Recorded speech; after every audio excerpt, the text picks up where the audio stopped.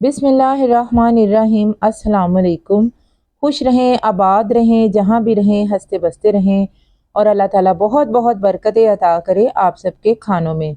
मैं हूँ इरम अरशद, आप देख रहे हैं स्माविया फूड सीक्रेट्स।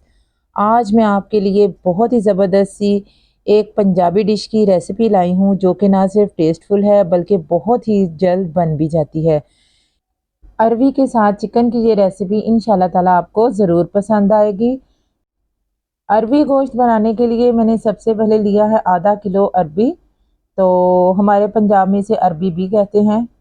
तो इसके साथ ही मैंने लिए 5 से 6 सब्ज़ मिर्चें और 1.5 चम्मच लहसुन और अदरक का पेस्ट, 2 मीडियम साइज़ के प्याज और 2 ही मीडियम साइज़ के टमाटर। अरबी को मैंने नमक लगा के रख दिया है थोड़ी देर के लिए और 1 किलो मैंने चिकन लिया है।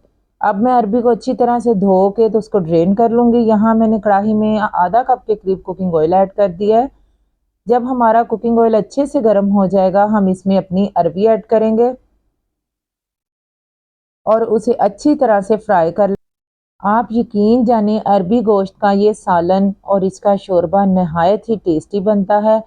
अगर आप मेरे ही मेथड से बनाएंगे तो इंशाल्लाह ताला आपका खाना भी बहुत टेस्टफुल बनेगा। अरबी को हमने लगभग 2 से 4 मिनट के लिए फ्राई कर लेना है ताकि इसका कलर अच्छे से चेंज हो जाए और इसके अंदर जो लेस होती है वो भी ख़त्म हो जाएगी फ्राई करने से। इस तरह हमारा शोरबा जो है, ग्रेवी जो है बहुत ही मज़े की बनेगी। तो बस ये देखें, यहाँ मैंने इसको तकरीबन 4 से 5 मिनट के लिए स्लो फ्लेम पे इसे फ्राई कर लिया है। यहाँ पे इसका कलर अच्छी तरह से चेंज हो गया और ये फ्राई हो गई है। तो बस अब हम सारी अरबी को निकाल लेंगे बाहर, किसी बर्तन में ऐड कर देंगे। मैंने इसे बड़े बड़े टुकड़ों में काटा है, आप चाहें तो इसे छोटे छोटे पीसेस में भी काट सकते हैं। अगर आप मेरे ही बताए हुए तरीके से बनाएंगे तो इंशाल्लाह ताला आपका ग्रेवी शोरबा बहुत ही टेस्टफुल बनेगा। मेरे चैनल पर न्यू हैं तो वीडियो को लाइक कीजिएगा, शेयर कीजिएगा और चैनल को सब्सक्राइब भी ज़रूर कीजिएगा और बेल आइकन को भी ज़रूर प्रेस कीजिएगा, उससे मेरी आने वाली वीडियोज़ की नोटिफिकेशन आपको मिल जाएंगे। सारी अरबी को बाहर निकालने के बाद मैंने इसी कुकिंग ऑयल में अपना प्याज ऐड कर दिया जो कि मैंने 2 मीडियम साइज़ के लिए थे और उन्हें बारीक बारीक काट लिया है। तो बस प्याज ऐड करने के बाद हम प्याज को लाइट सा ब्राउन कर लेंगे इसका कलर चेंज होने तक। और प्याज ऐड करने के बाद मैं इसमें साथ ही ऐड कर दूंगी 1.5 टीस्पून नमक और इसको मिक्स करके कवर करके रख दूंगी ताकि हमारा प्याज ब्राउन भी हो जाए और अच्छी तरह से सॉफ्ट भी हो जाए। इसी कुकिंग ऑयल में आपने पानी ऐड नहीं करना। तो बस अब मैं थोड़ी देर के लिए इसको कवर करके रख दूंगी जब तक इसका कलर चेंज ना हो जाए और ये अच्छी तरह से फ्राई ना हो जाए। तो यहाँ भी हमारे प्याज का कलर चेंज हो चुका है और ये गल भी चुका है बड़े अच्छे तरीके से और बहुत ज़बरदस्त सा फ्राई भी हो चुका है।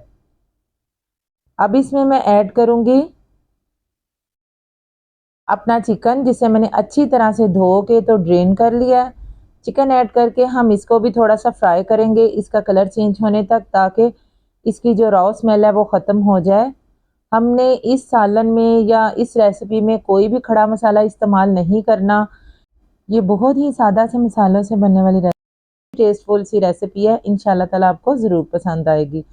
अब इसमें मैं ऐड कर रही हूँ एक पीस जो है लगभग 1.5 टीस्पून के आसपास लहसुन अदरक का पेस्ट है जिसे मैंने फ्रीज़ कर लिया हुआ है।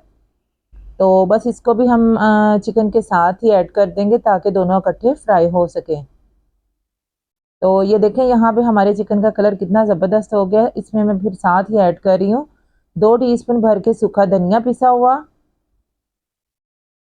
1 टीस्पून हल्दी, साथ ही मैं इसमें ऐड कर रही हूँ 2 टीस्पून कुटी हुई लाल मिर्च। कुटी हुई लाल मिर्च ऐड करने के बाद हम इसमें ऐड कर देंगे 1 टीस्पून भर के पिसा हुआ सफ़ेद ज़ीरा। तो बस अभी यही स्पाइसेस जाएंगे। अब मैं इसे अच्छी तरह से मिक्स कर लूँगी, साथ ही इसमें 2 बारीक कटे हुए टमाटर ऐड कर दूँगी और अब हमने इसको इतना भूनना है कि इसके टमाटर भी गल जाएं। थोड़ा सा मैं इसमें पानी भी ऐड कर दूँगी और कवर करके रख दूँगी ताकि हमारा थोड़ा सा चिकन भी सॉफ्ट हो जाए और हमारे टमाटर भी अच्छी तरह से गल जाएं और जो हमने स्पाइसेस डाले हैं वो भी अच्छी तरह से भून जाएं। तो बस ये देखें, साथ ही मैंने इसके 4 से 5 सब्ज़ मिर्चें ऐड कर दी हैं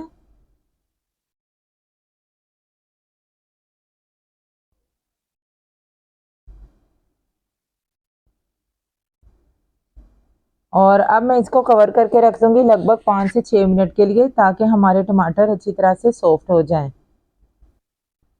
تو بس یہاں پہ اسے میں نے اچھی طرح سے مکس کر لیا اور اس کو کور کر کے رکھ دیا۔ تو ہم نے گوشت کو ابھی اتنا نہیں گلانا، ابھی اس نے عربی کے ساتھ بھی گلنا ہے، کیونکہ عربی کو ہم نے صرف ابھی فرائی کیا ہے، وہ گلی بالکل نہیں ہے۔ تو یہ دیکھیں 5 سے 6 منٹ کے بعد میں نے کور ہٹا کے دیکھا ہے تو اس میں پانی بھی ہے، ٹماٹروں نے بھی اپنا پانی چھوڑ دیا ہے۔ اب ہم اس پانی کو اچھی طرح سے ڈرائی کر لیں گے اور اسے اچھی طرح سے بھون لیں گے چکن کو۔ لگ بھگ 8 سے 10 منٹ لگا کے آپ نے اس کو اس سٹیج پہ آ کے اچھی طرح سے بھون لینا ہے۔ بہت ہی مزیدار سی یہ ریسیپی آپ کو انشاءاللہ تعالی ضرور پسند آئے گی۔ آپ اسے روٹی کے ساتھ بھی کھا سکتے ہیں، چاولوں کے ساتھ بھی کھا سکتے ہیں، اور آپ چاہیں تو اس میں شوربہ بھی کم بنا سکتے ہیں، صرف مسالہ بھی آپ بنا سکتے ہیں، لیکن یہ شوربے کے ساتھ بہت ٹیسٹفل لگتی ہے۔ تو بس یہاں پہ ہم اسے اچھی طرح سے بھون لیں گے تاکہ اس کا پانی اچھی طرح سے خشک ہو جائے۔